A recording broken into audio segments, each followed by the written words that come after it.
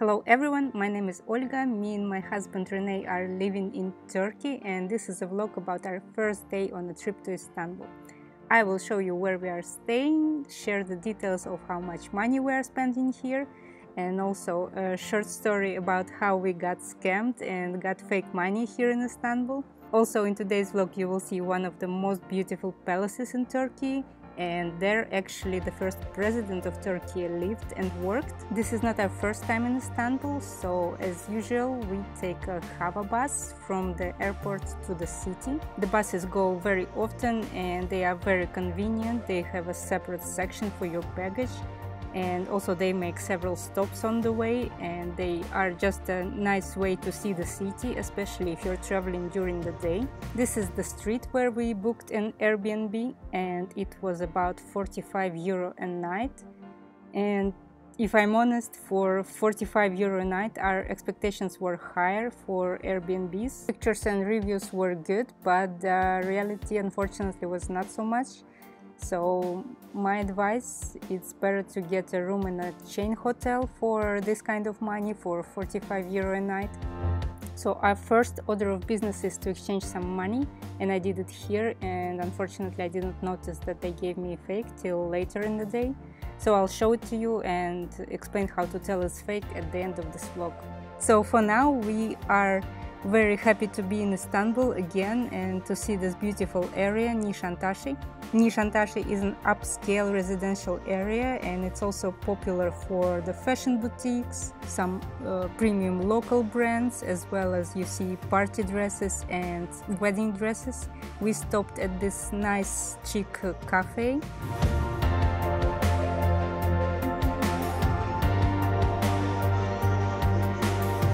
They had quite a good selection of snacks, of sandwiches, quiches and pastry.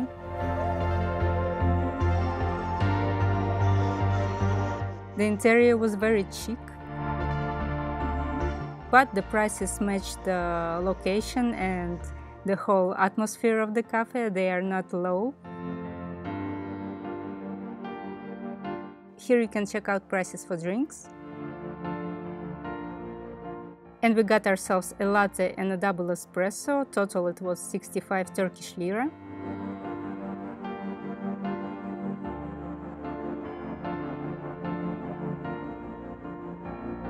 And we go further down Nişantaşı. You can see it's very beautiful here, very green, and the buildings are pretty. All the exclusive shops are here.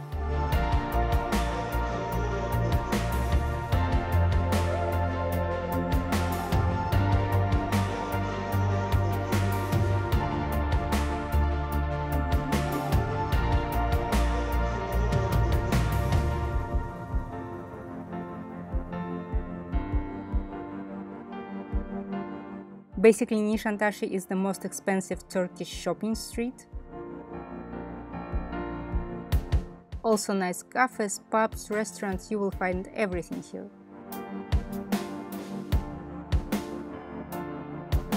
Nişantaşı area is quite central in Istanbul, so expect traffic here to be bad, like in all busy areas in big cities. We even tried to get an Uber, and some of them just cancelled us. Others tried to call us and ask where we are and also cancelled us. So then we just ended up walking to our destination.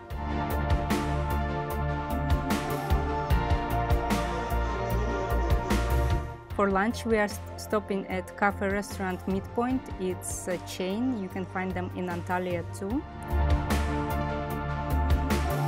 They have their menu online, and as you can see they have a quite wide range of dishes, not only Turkish but also international.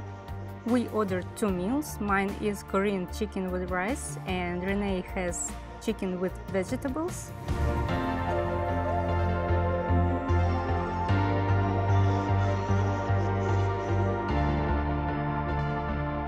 And like in most of the Turkish restaurants and cafes, there is always a kitty inside.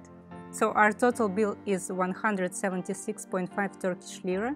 Here in this area you will see many upscale hotels, And this is St. Regis, for example, and out of curiosity we checked out how much is for one night, and it's quite expensive, I must say. So now we are at one of our destinations for today.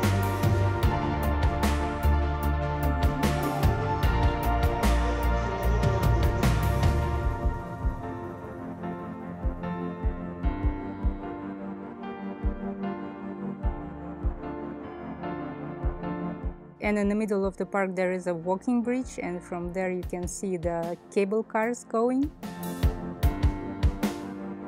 So from what I saw, a lot of people walk their dogs in Machko Park, and also a lot of students and generally younger people. Now we are at our main destination for the day, this Dolmabahce Palace.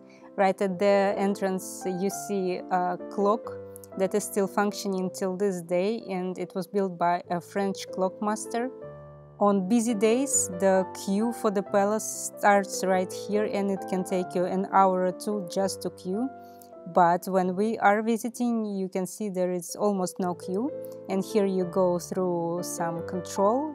And the ticket to see all of the palace and harem and the painting gallery is 200 Turkish lira.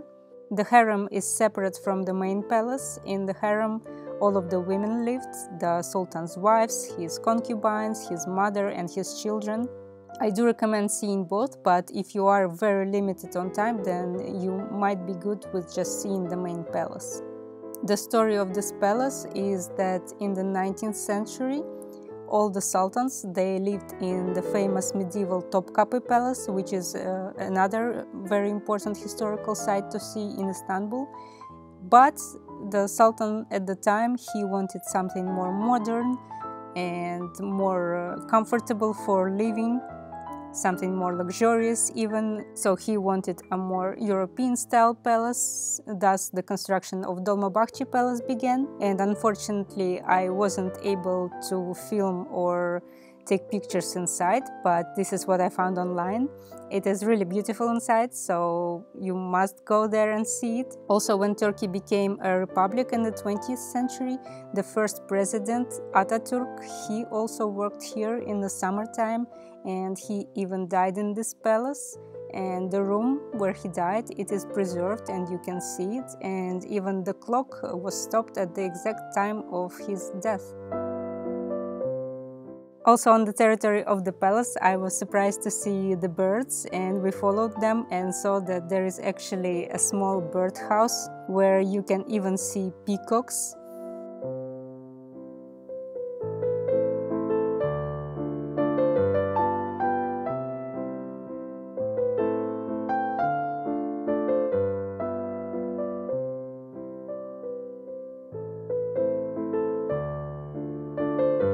These are essentially gates to Bosphorus, and as you can see, a very popular place to take pictures.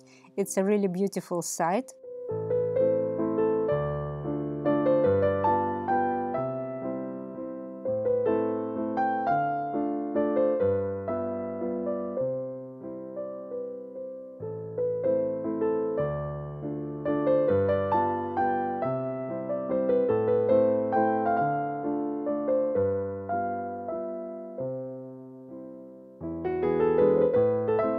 Here, as you can see on the left, the traffic in Istanbul is quite bad, so we decided just walking home. This is one of the trendiest going out area, Nişantaşı.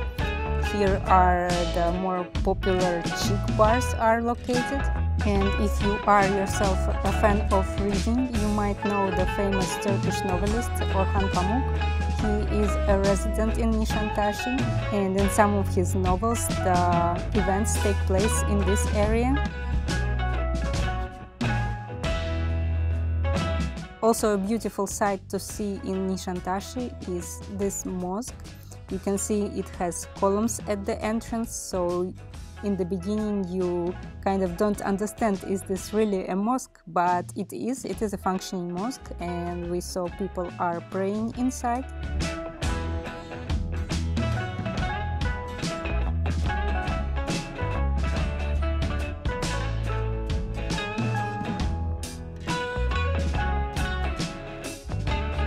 So now we are walking home, and as I said in the beginning, Nishantashi is a very popular area for shopping. So I decided to do just that, to step into a couple of shops, and in one of them I realized, with the help of the cashier person who works at the cashier, that one of the banknotes is actually fake. Today was the first day. It was very nice, but I also changed the $100 in an exchange back there in the morning, only to find out that one of the banknotes was fake. Yeah, in the shops they told me imitation, fake. So yeah, this is it, and we are almost home. I'm a bit angry, but that's life. I've never been given a fake in my life before, but now I guess I have to check every banknote that I'm getting from an exchange. And now we are almost home. We'll get there and I will show you how to know that it's a fake. So we finally made it home, and this is the fake banknote. And by the way, we don't have much light, so I'm using Renee's phone for this recording, behind the scenes. This is how it works. So let's get to it. Why is this fake? Well, I'm not an expert in money or anything, that's why probably I didn't notice it. And the $100 was around 1,500 Turkish lira, so it's 15 banknotes like this. And I count them, but I didn't feel it right away that this is a fake. Didn't notice, only the cashier that told me. And the first thing that I personally noticed is this fake banknote has these lines, as you see, and this is the real one. There are no lines like that, clearly. So what else I notice? As a layman person that doesn't really deal with the money and doesn't know anything about it, you see this one, it has some sort of texture, the real one, and here there is texture that I feel, and this one, it's completely smooth. So the smoothness of the banknote is a difference, and even on 100 here you feel the texture, and on a fake one there is none, and the paper itself feels a bit thicker when you touch it. If you dealt with fake banknotes or you know more about it, please share it